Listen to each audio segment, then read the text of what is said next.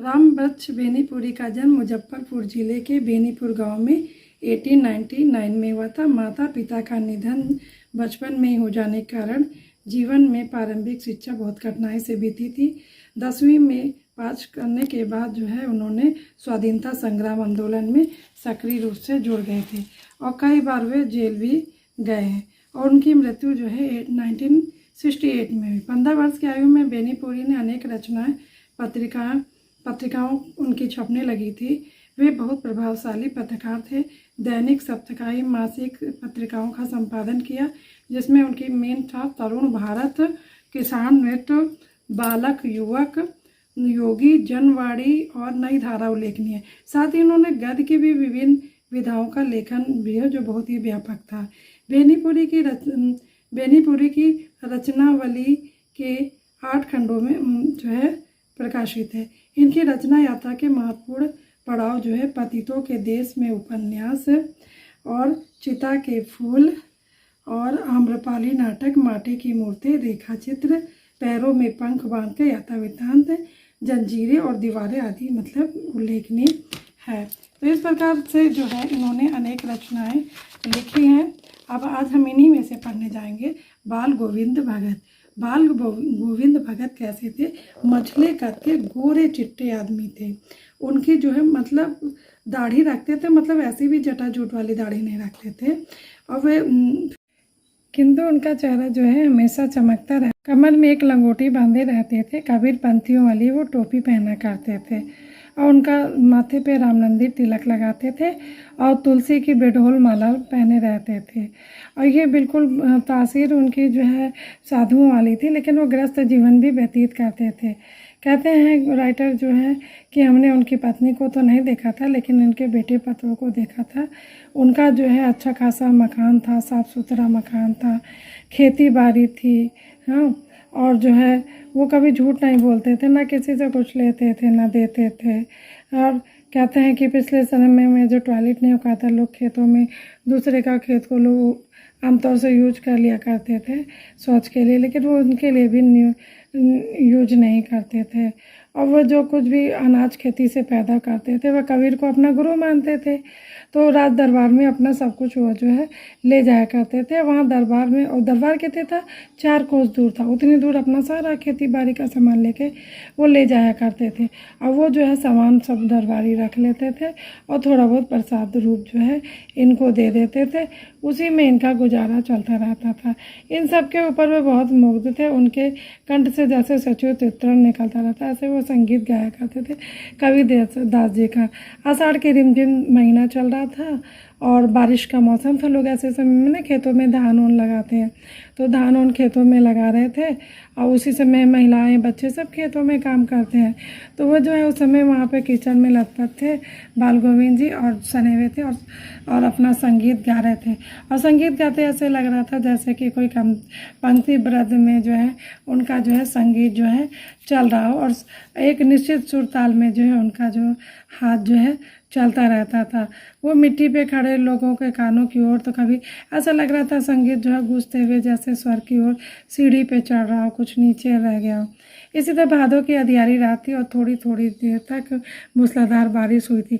मेढक टटर कर रहे थे और इस बारिश की आवाज़ में, बिजली की कड़क में, मेढक के टटराहट में भी उनका ये खजड़ी डिमिंग डिमिंग बज रहा था और गाना फिर भी गूंज रहा था। गाना गा चीख उठे ना पिया की गोद में तो है, लेकिन समझती नहीं अकेली है, चीख उठी। इसी तरह सारे बादल वाले भादों में और आधी रात में गाना उनका गाने लगते थे। बिजली चमकती रहती थी, सारा संसार सो जाता था निश्चल होकर, लेकिन बाल गोविंद अपने गीतों में उलझे रहते थे और गाना गाते थे। संगीत जाग रहा है, तेरी गठरी पे लगा चोर मुसाफिर, ये सब गाने गाते थे। कार्तिक का समय आ जाता था, ठंडी का महीना आता था। बाल गोविंद की प्रभातियाँ, मैंने सुबह जो गाना गाते हैं उसे प्रभातियाँ कहते हैं, उनकी प्रभातियाँ चलती रहती थी और फागुन यानी मार्च तक चलता रहता था। सुबह सुबह जो है गाते रहते थे। लेखक कहते हैं कि मतलब जो उठते ना जाने किस वक्त थे पता नहीं, नदी में स्नान कर लेते थे, 2 मील दूर चले जाते थे, स्नान करके लौटते थे और एकदम आधी रात में ही स्नान मान लो कर लेते हो। गांव के बाहर पोखरे में ऊंचे भिंडे पे बैठकर वो अपना गाना गाने लगते थे, टेरने लगते थे, गुनगुनाने लगते थे। तो कहता है, लेखक कहता है कि मैं देर तक सोने वाला था, लेकिन किंतु जो है उतनी ठंड में लोगों के दांत किरकिरा रहे होते हैं, किटकिटा रहे होते हैं, भोर होती है और संगीत पोखरे पर उनका ले जाता है। इतना अच्छा गाते हैं कि आसमान में उस समय देखो तो अभी उजाला हुआ ही नहीं होता है, तारे चमक रहे होते हैं। पूरब में जैसे दिशा की ओर लालीपन आ जाती है, अभी सूरज पूरब दिशा से मानो जैसे लो लग गई हो, मतलब निकलने वाला हो। वातावरण अजीब रहस्यमय अमृत मालूम पड़ने लगता है। रहस्यमय वातावरण में चटाई पर पूरब की ओर मुँह करके कमली यानी कम्बल ओढ़ के बाल गोविंद अपनी जो है मुंह में शब्दों का तांता लगाता, एक के बाद एक उंगलियों खजड़ियाँ पे चलती रहती थी।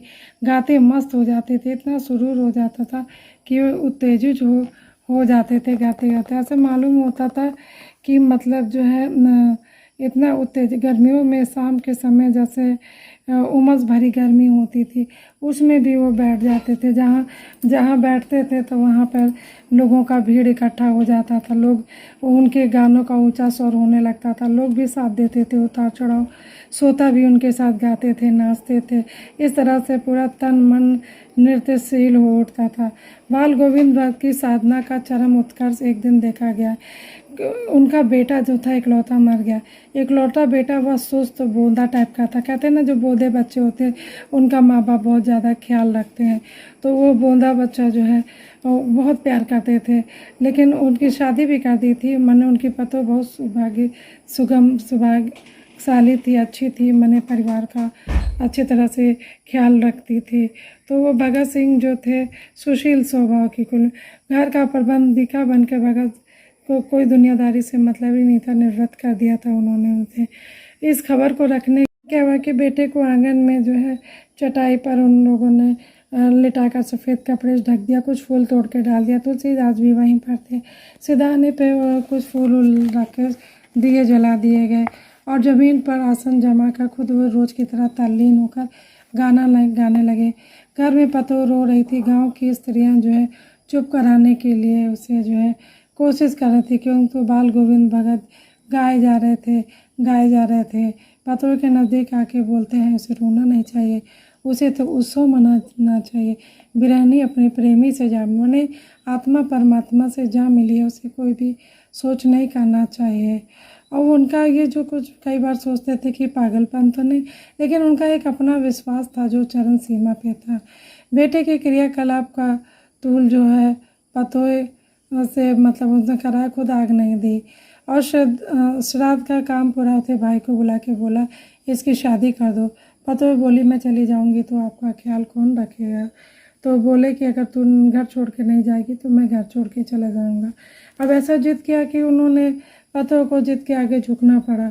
बाल गोविंद सिंह भगत की मौत उन्हीं के रूप में। वह हर वर्ष गंगा स्नान के लिए जाते रहते थे। उनका श्रद्धा गंगा स्नान में नहीं था, उनका श्रद्धा तो साधु समागम संतों के लोक दर्शन में था।